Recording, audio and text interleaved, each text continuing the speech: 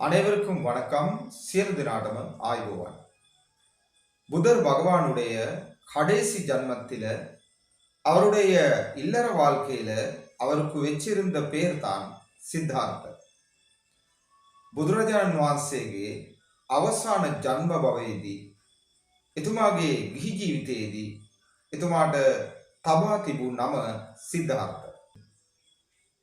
அந்த புனிதமான அதி உத்தம மனிதன் அவருடைய வேற ஒரு ஜன்மத்தில மகோஷத என்ற பேரோடு இந்த உலகத்தில வசித்து வந்தாங்க.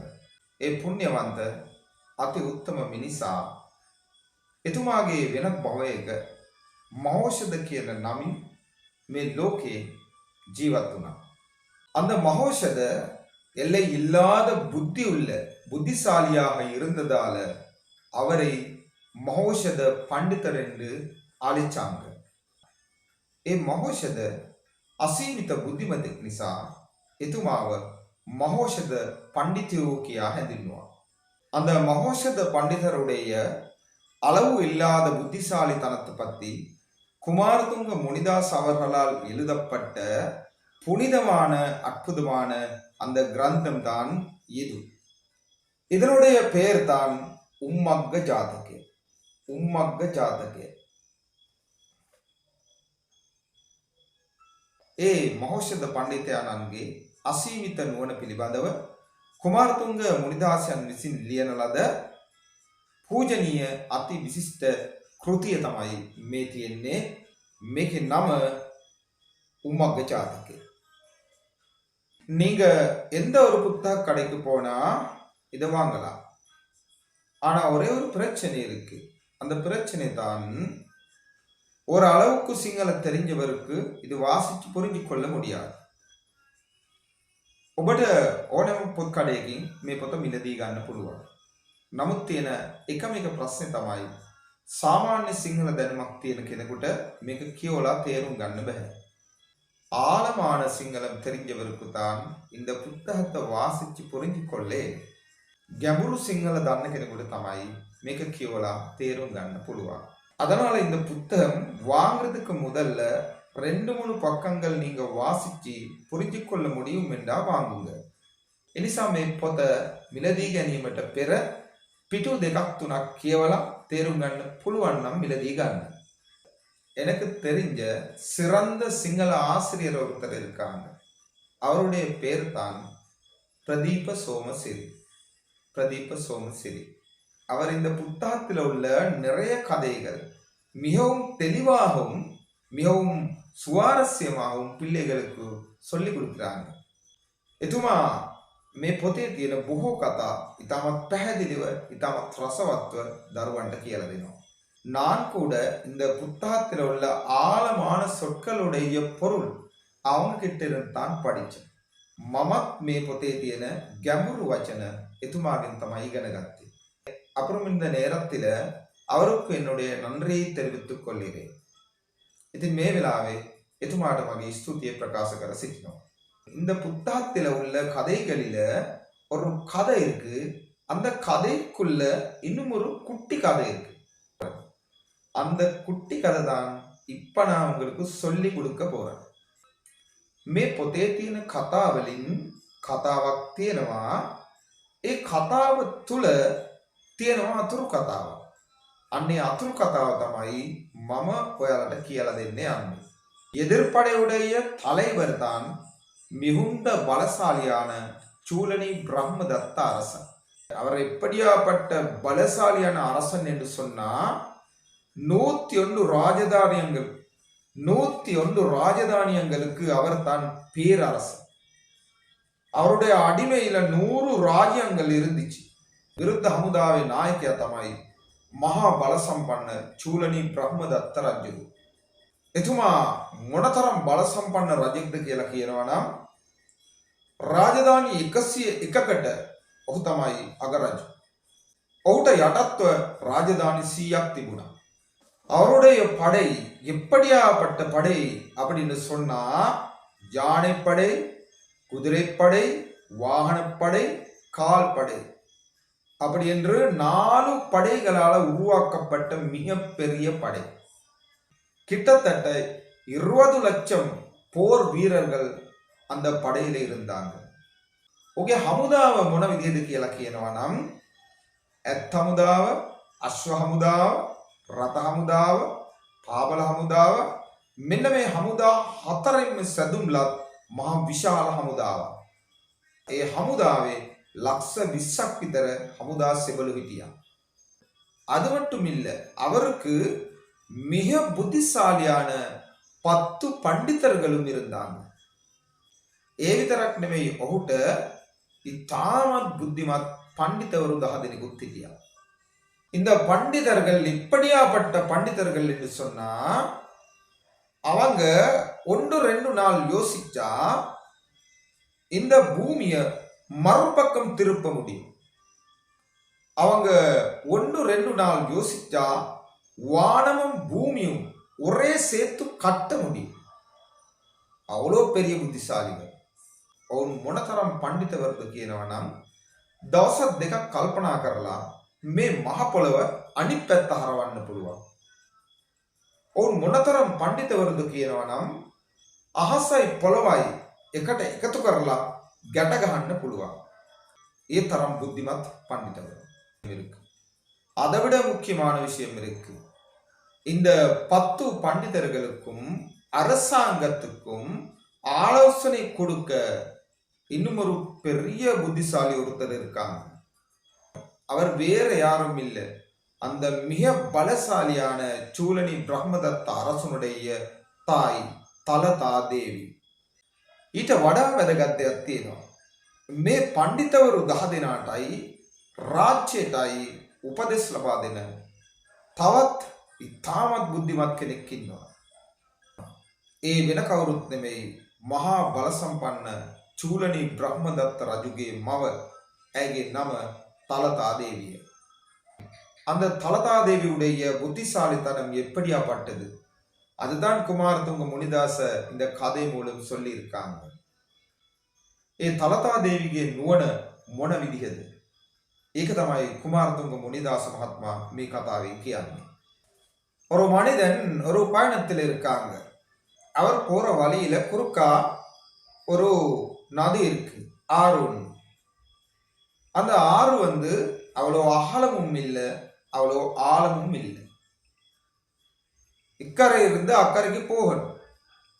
வழக்கமா எல்லா மக்கள் இந்த ஆத்துல இறங்கி நடந்துதான் போறாங்க. அவ்வளோ பிரச்சனை இல்லை. මනුස්සේ ගමනක් යනවා. එයා යන පාරේ හරහට ගඟක් තියෙනවා. මේ ගඟ එච්චර පළලත් නැහැ, එච්චර ගැඹුරුත් නැහැ. මේ උරේ ඉඳන් එහා උරට යන්න ඕන. සාමාන්‍යයෙන් හැම මිනිහෙක්ම මේ ගඟට බැහැලා පයින් තමයි යන්නේ. එච්චර ප්‍රශ්නයක් නැහැ. அவரும் அந்த நதியில இறங்கி அக்கறைக்கு போக தொடங்கிட்டாங்க. அவருடைய கெட்ட நேரம் எவ்வளவு என்று சொன்னா, அவர் போகும்போது ஆத்துடைய நடுவில தண்ணி வேகமா ஓடுது, ரொம்ப வேகமா ஓடுது. அவரால் பின்னாடியும் போக முடியாது, முன்னாடியும் போக முடியாது. යාගේ වෙලාව කොච්චර නරකද කියනවනම් ගඟේ මැද වතුර ඉතාමත් වේගෙන් ගලනවා. ඔහුට පිටිපස්සට යන්නත් බෑ, இஸ்ஸராட்ட அண்ணாத்த. அப்படியே இருந்து அவர் போக வேண்டிய கரையை பார்த்தாங்க. அந்த கரையில 2-3 பேர் இருந்தாங்க. இப்ப அவர் என்ன செய்றாங்க, அந்த கரையில இருக்கிற ஆட்களை பார்த்து அவங்களுக்கு கேட்கும்படி, எனக்கிட்ட அரிசி கொஞ்சமும் சோறு பார்சல் உண்டும் 1000 தங்க நாணயம் இருக்கு. யாராவது இங்க என்னை பத்திரமா கரைக்கு கூட்டி கொண்டு போனா இந்த 3லிருந்து எனக்கு விருப்பமான ஒன்று நான் அவருக்கு கொடுக்கிறேன். அவர் அப்படி சத்தமா சொல்லிட்டாங்க. ඉතින් දැන් මෙයා මොකද කරන්නේ, අර ඉවුරේ ඉන්න මිනිස්සු දිහා බලලා ඒගොල්ලන්ට ඇහෙන විදියට මංගාව තියෙනවා, සහල් නැලියකුයි, බත් මුලකුයි, මසුරන් දහසකුයි. කවුරු හරි මෙතෙන්ට ඇවිල්ලා මාව පරිස්සමට ගොඩට එක්කගෙන ගියොත් මේ තුනෙන් මට කැමති එකක් මම එයාට දෙනවා. මෙන්න මේ விதிයට එයා කියනවා. அந்த சத்தத்தை கேட்ட ரொம்ப பலமுள்ள ஒரு இளைஞன் ஒருத்தர் தன்னுடைய உயர பணையை வச்சு அந்த ஆத்துல இறங்கி அவரை பத்திரமா கரைக்கு கூட்டிட்டு வந்தாங்க. මේ ශබ්දය අහලා එදාම ශක්තිවන්ත තරුණෙක් ශක්තිවන්ත කෙනෙක් තමාගේ ජීවිතය ගැනවත් හිතන්නේ නැතුව ගඟට බැහැලා අර පුජ්‍යලයව ඉවුරට එක්කගෙන அப்புறம் அந்த ஆளை காப்பாத்தியவன் நீங்க கொடுக்கிறேன்னு சொன்னது இப்ப கொடுங்க அப்படின்னு அவருடைய கையை நீட்டினாங்க. පස්සේ අර පුජ්‍යලයව බේරගත්තු කෙනා ඔයා දෙනවා කියපු දේ දැන් දෙන්න. එහෙම කියලා එයාගේ අත දික් කළා. அந்த மூன்று பொருள் உள்ளவன் ரொம்ப ஏமாத்தக்காரன். அவர் என்ன செஞ்சாங்க? ஓமோ நான் அப்படி சொல்லிட்டேன் தான், கண்டிப்பா நான் தாரேன் அப்படின்னு சொல்லி இதோ இதுல அரிசி கொஞ்சமும் சோறு பார்சலும் இருக்கு, உங்களுக்கு விருப்பமான ஒன்று எடுங்க அப்படி சொன்னாங்க அந்த ஏமாத்தக்காரன். අර බහණ්ඩ තුන තියෙන මිනිහා හරිම කපටි මිනිහෙක්. එයා මොකද කරේ? ඔව් මං කිව්වා අනිවාර්යෙන්ම දෙනවා. එහෙම කියලා මෙන්න මෙතන තියෙනවා හාල් නැලියයි බත් පුලයි. ඔයාට කැමති එකක් ගන්න. ඒ විදිහට අර පුද්ගලයා කිව්වා. அப்படியாப்பட்ட ஆபத்தான சூழ்நிலையில அவரோட உயர பத்தியும் நினைக்காம அந்த தந்திரமான மனிதனோட உயர காப்பாற்றிய அந்த இளைஞனுக்கு அந்த மனிதனுக்கு பெரிய அநியாயம் நடந்துச்சு. ඒ වගේ අනතුරු වෙලාවක තමාගේ ජීවිතය ගැනවත් හිතන්නේ නැතුව අර කපටි මිනිහව බේරගත්තු තරුණයාට එහෙම නැත්නම් මිනිසයාට ලොකු අසාධාරණයක් සිද්ධ වුණා. அந்த நல்லவன் சொல்றாங்க, எனக்கு அரசியும் சோறும் தேவையில்லை, எனக்கு 1000 தங்க நாணயம் தான் வேணும். අර හොඳ පුජ්‍යලයා කියනවා මට හාල්වත් බත්වත් එපා, මට ඕනේ කහවණු 1000. அப்ப அந்த ஏமாத்தக்காரன் சொல்றாங்க, இல்ல இல்ல, இந்த மூன்றிலிருந்து எனக்கு விருப்பமான உண்ட தாரன் என்று தான் நான் சொன்னேன். இல்ல இல்ல, நான் எப்படி சொன்னேன்? இந்த மூன்றிலிருந்து எனக்கு விருப்பமான ஒன்று தான் உங்களுக்கு கொடுக்கிறேன் அப்படின்னு தான் நான் சொன்னேன்.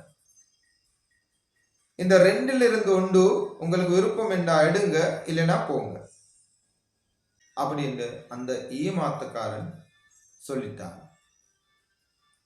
නෑ නෑ, මම මොකද්ද කිව්වේ? මේ තුනෙන් මට කැමති එකක් දෙනවා කියලා තමයි මම කිව්වේ. මේ දෙකෙන් ඔයාට කැමති එකක් ගන්න නැත්තයි යන්න. ඒ විදිහට අර කපටි මිනිහා කිව්වා. அந்த நல்ல மனிதன் அவருக்கு நடந்த அந்த அநியாயத்தை கைவிடல. අර හොඳ කෙනා එයාට උන අසාධාරණේ එයා අතෑරියේ නැහැ. அதுக்கப்புறம் அந்த நல்லவன் நடந்த எல்லாமே வேற ஒருத்தர்கிட்ட சொன்னாங்க. அப்ப அவரும் 2 பேருடைய கதையை கேட்டுட்டு இவர் இப்படிதான் சொல்லிருக்கு, அவர் கொடுக்கிற ஏதாவது ஒன்று எடுத்துட்டு நீங்க போங்க அப்படி சொல்லிட்டாங்க அவர். ඊට පස්සේ අර හොඳ කෙනා මේ විච්ච සිද්ධිය සම්පූර්ණම තව කෙනෙකුට කිව්වා. එයත් ඒ දෙන්නගේ කතාව අහලා මෙයා කියලා දෙන්නේ මෙහෙමනේ, එයා දෙන දෙයක් අරගෙන ඔයා යන්න. ඒ විදිහට එයත් උත්තර දුන්නා. ஆனா அந்த நல்லவன் தனக்கு நடந்த அந்த அநியாயத்தை கைவிடல. නමුත් ඒ යහපත් පුජ්‍යලයා තමාට සිද්ධ වුණ අසාධාරණය ඇතෑරියේ නැහැ. அவன் அந்த நாட்டுடைய நீதிமன்றத்தின் தலைவன் கிட்ட போயிட்டாங்க. ඊට පස්සේ ආයේ රටේ பிரதான அதிகார நிலதாரியா ළඟට ගියා. அந்த ஆத்தங்கரையில் நடந்த எல்லாமே அந்த நீதிமன்றத்தின் தலைவன் கிட்ட சொல்லிட்டாங்க. அவரும் 2 பேருடைய கதையை கேட்டுட்டு செய்ய எதுவும் இல்லை. இவர் அப்படித்தானே சொல்லி இருக்கு. அவர் கொடுக்கிற ஏதாவது ஒன்று எடுத்துட்டு நீங்க போங்க. அதே பதில் அவரும் கொடுத்தாங்க. ඊට පස්සේ යා රටේ අධිකරණ නායකයා ළඟට ගියා. ගිහිල්ලා අධිකරණ නායකයාට සිදුවුණු සියල්ලම කිව්වා. අධිකරණ නායකයාත් මේ දෙන්නගේ කතාව අහලා කරන්න දෙයක් නැහැ. මෙයා මෙහෙමනේ කියලා දෙන්නේ. එයා දෙන දෙයක් අරගෙන ඔයා යන්න. ඒ උත්තරේම එයා දුන්නා. அப்புறம் அந்த நல்ல மனிதன் இதுக்கு நியாயம் கிடைக்க வேண்டும் என்றா அரசன் கிட்ட போகணும் அப்படின்னு யோசிச்சு அவர் அரசன் கிட்ட போயிட்டாங்க. ඊට පස්සේ මේ යහපත් පුජ්‍යලයා මේකට සාධාරණයක් ලැබෙන්න නම් රජතුමා ගාවට යන්න ඕනේ. එහෙම කල්පනා කරලා එයා රජතුමා ගාවට ගියා. அரசனுடைய தர்பாருக்கு அரச சபைக்கு அந்த நீதிமன்ற தலைவரும் அழைச்சிட்டு நடந்த எல்லாமே கேட்டுட்டாங்க. රජතුමා තමන්ගේ රාජ සභාවට අර අධිකරණ නායකව ගෙන්නලා සිදුවුණු සියලුම දේ ඇහුවා. அந்த அரசனுடைய பதிலும் ஏற்கனவே கிடைத்த பதிலே தான், எந்த ஒரு வித்தியாசமும் இல்லை. ඒ රජුරුවන්ගේ උත්තරේ කලින් ලැබුණු උත්තරේම තමයි, කිසිම වෙනසක් නැහැ. இந்த நேரத்துல இந்த தர்பார்ல நடந்த எல்லாமே பார்த்துக்கிட்ட இருந்த ஒருத்தர் இருந்தாங்க. அவர் யாரும் இல்ல, அரசனுடைய අම්මා තලතා දේවිය. මේ වෙලාවේ මේ රාජ සභාවේ සිදුවුණු සියලුම දේ බලාගෙන එක්කෙනෙක් හිටියා. ඒ කවුරුත් නෙමෙයි, රජතුමාගේ අම්මා. அந்த தலதா தேவி அரசனை பார்த்து சொல்றாங்க, மானே நீ கொடுத்த தீர்வு தவறானது. ඒ තලතා දේවිය රජුරෝ දිහා බලලා කියනවා, පුතේ ඔයා දීපු තීරණේ වැරදි. அப்போது அரசன், தாயே எனக்கு தெரிஞ்சது இவ்வளவுதான், வேற ஏதாவது முறை இருக்கா?